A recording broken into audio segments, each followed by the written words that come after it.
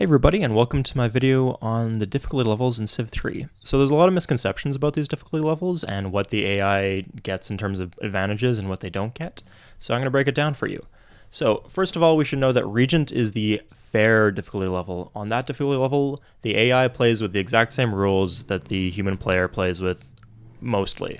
On lower difficulty levels, there are handicaps in favor of the human player. And on higher difficulty levels, there are handicaps in favor of the AI player. So what are those handicaps? First, there's extra defensive units. These are just ones that the AI will spawn with on higher difficulty levels than Regent. So it can be a lot by Cid difficulty level. So this means defensive means the best defensive unit available, offensive means the best defensive unit available. So practically in like a regular game of Civ 3, this will just be spearmen or warriors for this one, and then archers or warriors for this one, depending on what tech the AI spawns with.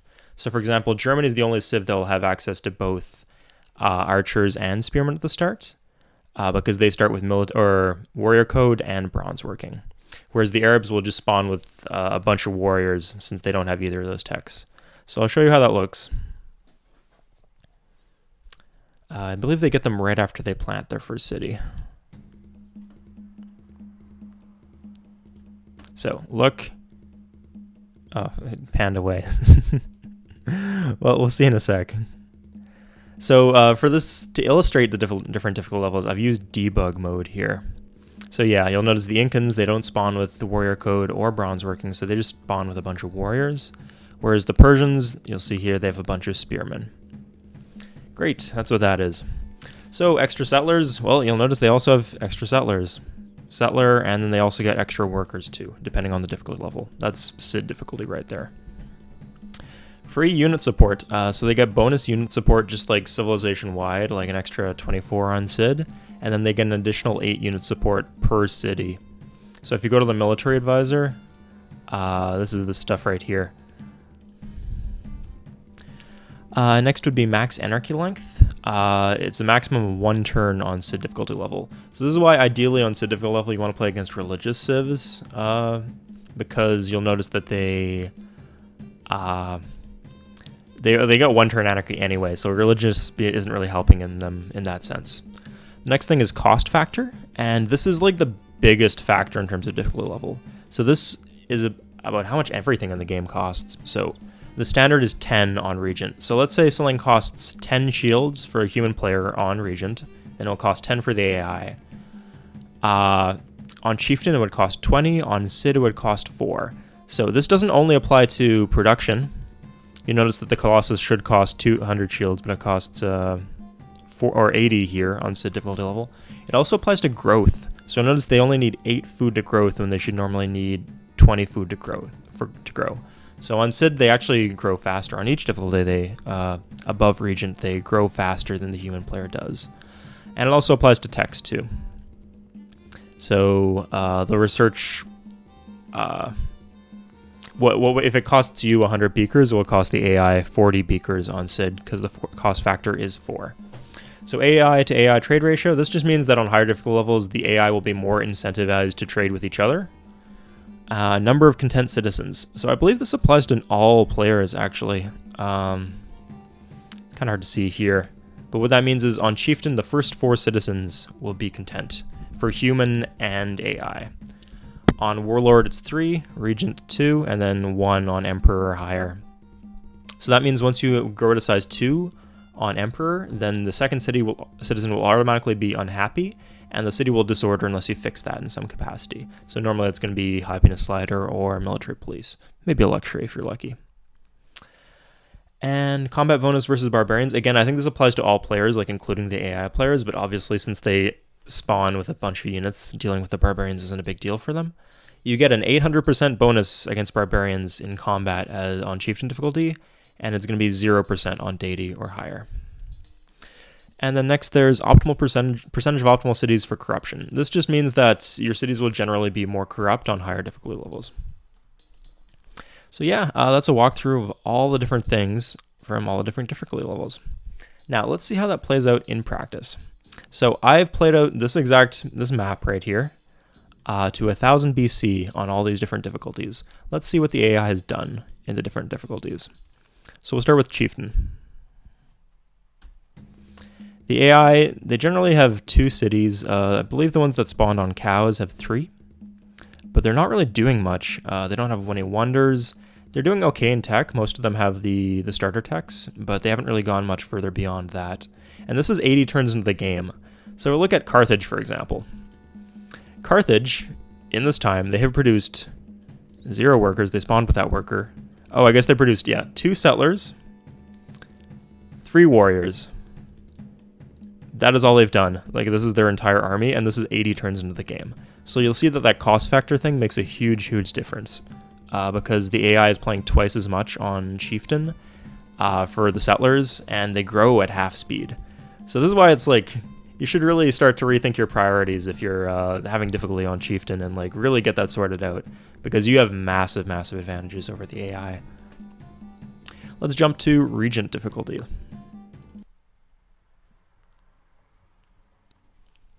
So they're doing a little bit better here. You notice they have, like, most of their core territory staked out, although there's some territory still left to claim.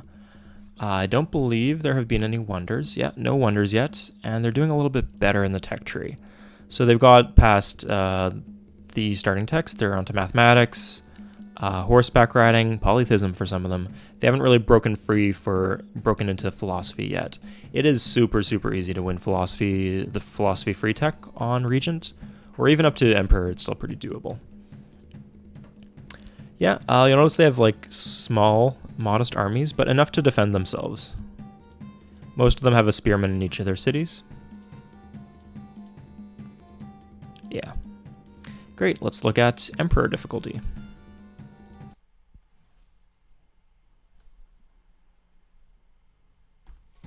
So on Emperor difficulty, a lot of the wonders have actually been built now. So because of the reduced costs, the AI is actually able to build those wonders quite fast, and they can also grow really fast. So when they're building those wonders, they grow faster, and it makes it even faster.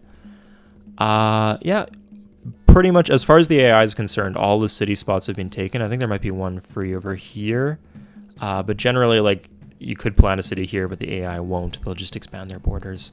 So the borders have mostly stabilized, and I believe they're fighting. Yeah, I think Carthage is at war with another civ. But you'll notice that they aren't really able to take each other's cities, because they keep a lot of units, fixed units, just in their cities, like a lot of defensive units, and their offensive units aren't really high at this point in the game. And when they do attack, they just toss them at the cities. They don't like build up into stacks. They just stream the units in, and if they overpower them, they overpower them, but normally they won't. So yeah. Next, let's see. Are we going up to Demigod? Yeah, so that's not even that much higher, but look how the map changes. Now, of course, these are all random results, so some civs are going to be relatively stronger or weaker. But you'll notice the Byzantines and the Carthaginians are at each other's throats. And I believe there's another war going on here, too. Now, in terms of wonders, a lot of the ancient era wonders have been taken. And for the most part, they are through the ancient era. I believe 2 of the civs are actually into the Middle Ages, so that's good for them. Again, this is 80 turns into the game. The Byzantines are actually doing quite well on this one. Yeah, you'll see the Incans are in the next era. You'll notice that even on the higher difficulty levels, they don't build that many workers necessarily. There's definitely a shortage of workers. So let's see if we can. The Inca, for example, are a big civ. They only have 11. Portugal is 8. Yeah, Portugal is a big civ that needs more innate workers. So that's one of the ways that you can see that even on higher difficulty levels, they don't play optimally, but they do build a ton of buildings. Like, they got buildings they don't even really need in all their cities. Like a harbor in Emerita, that wouldn't really be a priority for human players, but the AI is able to build it because they can build stuff so cheaply.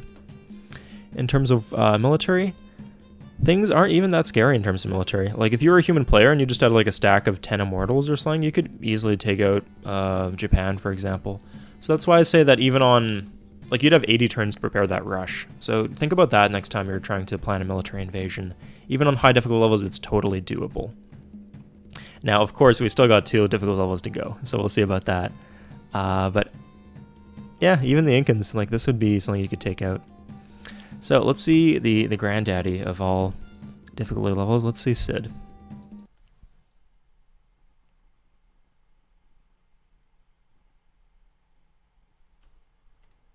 thank God. Sorry, I thought that wasn't going to load just because there's so much for the game to load, I guess, that it take a while. So actual wars have happened with like devastating consequences.